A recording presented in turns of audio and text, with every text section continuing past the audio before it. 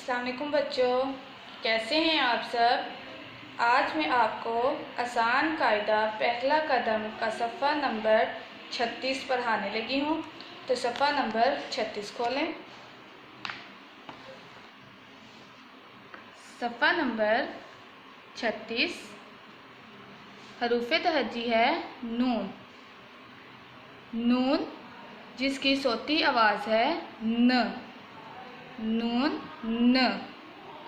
नून न नलका। नून न नलका। नून न नलका। नून न नाशपाती। नून न नाशपाती।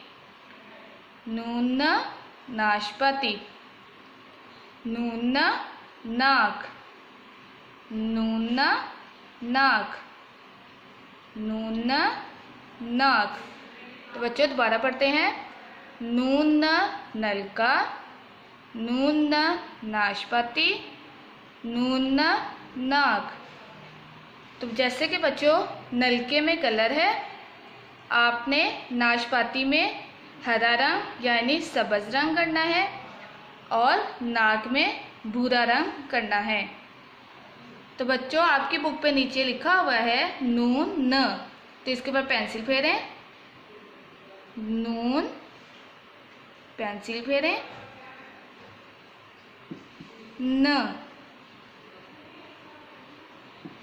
तो बच्चों इसको बार बार पढ़ें, याद करें, रंग भरें और पेंसिल फेरें। अल्लाह हाफिज़।